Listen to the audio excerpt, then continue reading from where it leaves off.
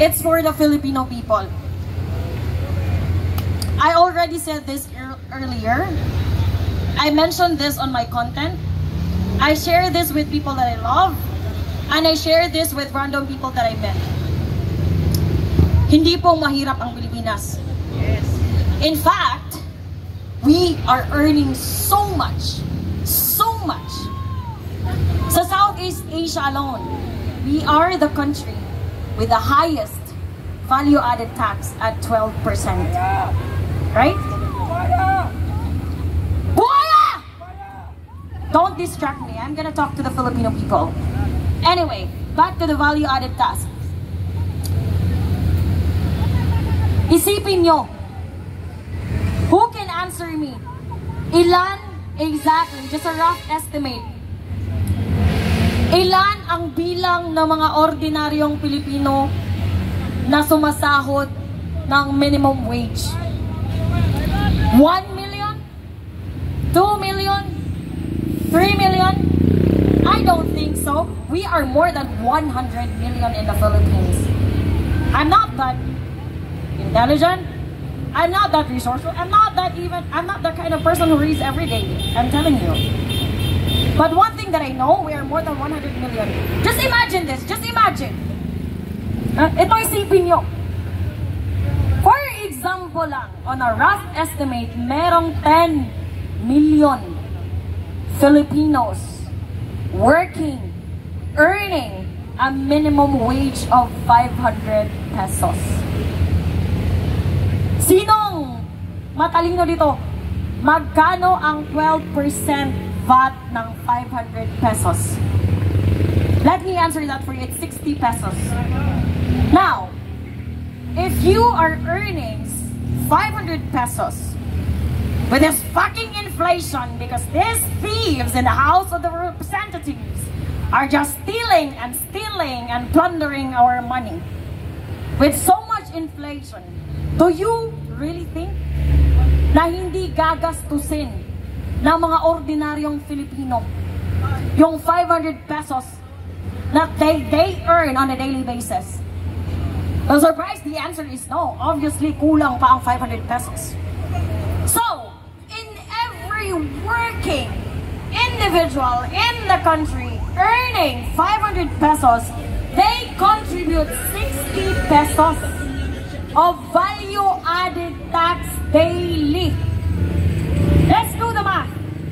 Rough estimate, 60 pesos times 10 million working class Filipinos earning minimum wage earners. Magkano yan? The question, nasaan ang pera? Bakit may mga health center tayo na pag pumupunta tayo doon para humingi ng mga over-the-counter medicine like paracetamol, fucking paracetamol is the cheapest pain reliever, but yet the fucking government cannot afford it. Shame on you. Bakit sasabihin ng kapitan namin, wala kasing budget?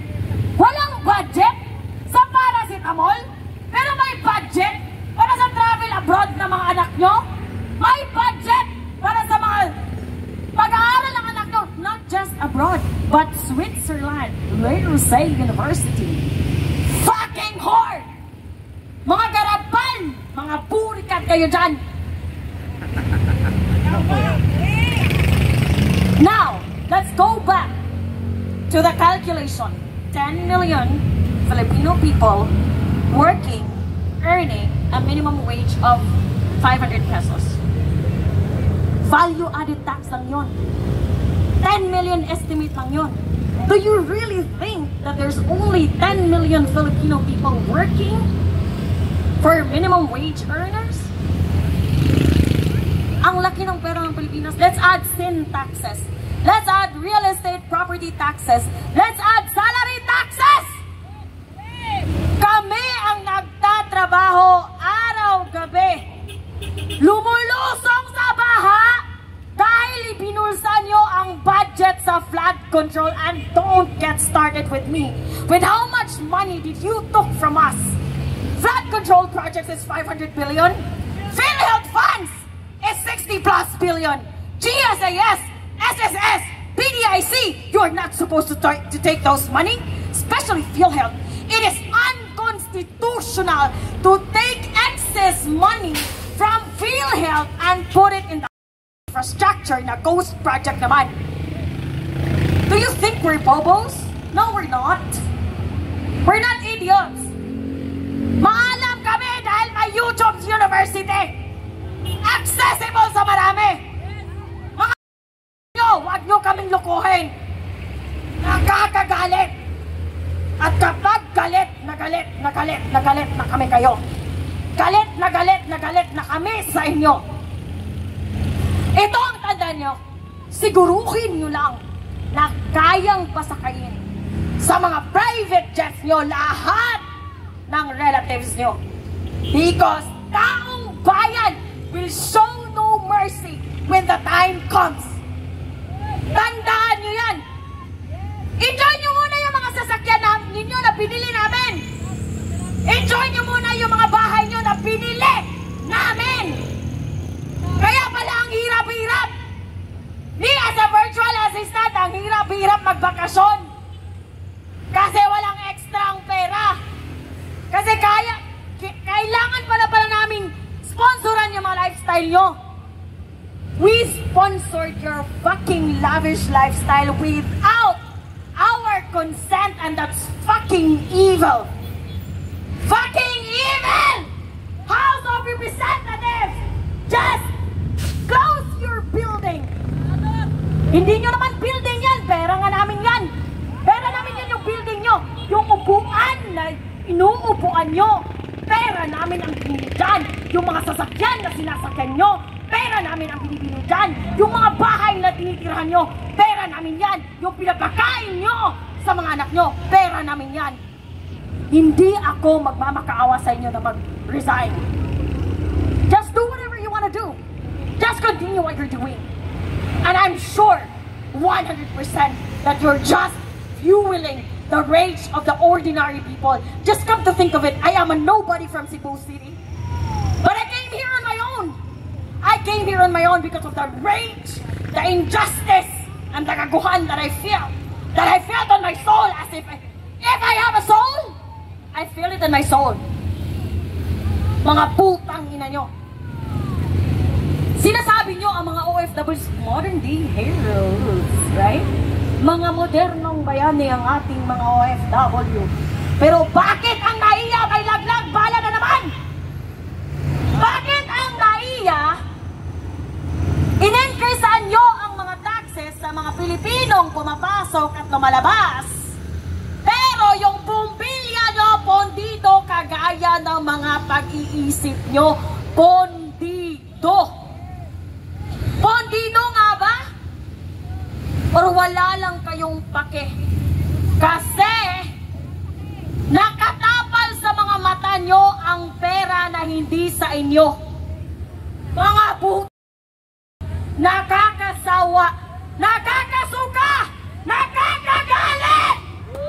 Nakakagalit kayo! Kaya please lang ipagpatuloy nyo ang pagnanakaw nyo, ang pagsisinungaling nyo, ang panggagagaw nyo, dahil yan mismo ang dahilan kung one day wala nang safe space sa inyo. Sinasabi ko, may suktulan ang lahat, may suktulan ang galit, may limitasyon ang pagtitiis ng mga Pilipino, may limitasyon ang pag-tolerate namin sa mga abusadong katulad nyo. Again, we are not asking for anything that's standard, that worldly standard. We're not anything, we're not expecting to become the US, we're not expecting to have facilities like Canada, like Japan, like US, like UK. We do not. Kaming mga Pilipino, madali kaming mahalin. Madali kaming umintindi. Pero bakit yung pagamutan walang gamot? At bakit kailangan naming pumila at magkaroon ng utang na loob kay Romualdez, sa mga kapitan, sa mga mayor, Governor, bakit kailangan naming magkaroon ng utang na loob upang babayaran ang excess namin sa hospital when, in the first place, those fucking money are ours. Hindi sa inyo. Eto, I urge every Filipino, for whatever results it comes after this, let's demand and require every public officials to send their children in public schools. Baka, when they are required to send their children in the public school, baka maging maganda ang public school natin. Tayo ang nagbabayad ng pera. Pero ang mga anak nila, nasa ibang bansa. Samantalang ang mga ordinaryong Pilipino na naghihirap, nagtatrabaho, araw-araw, kahit may sakit, kahit may baha, dahil ninakaw nyo ang flood control projects, nagtatrabaho pa rin. Pero nasaan ang mga anak namin? Nasa public school na walang upuan. Nasa public school. Ang brother-in-law ko, he's a teacher. He's a fucking public teacher. He just joined the public teaching profession. Yet, umalis na lang siya sa paaralang pangpubliko. Umalis na lang siya sa nasabing pampublikong paaralan. Nagkaroon ba siyang sweldo? Hindi, kasi walang budget. Pupunta ka ng health center, pupunta ka ng pagamutan, solo parent. I was widowed. I got widowed when I was 26. Saan na pala siya? Pero hindi ako klaseng tao na pupunta sa gobyerno magrarally dahil mahirap ang buhay ko. I'm not that kind of person.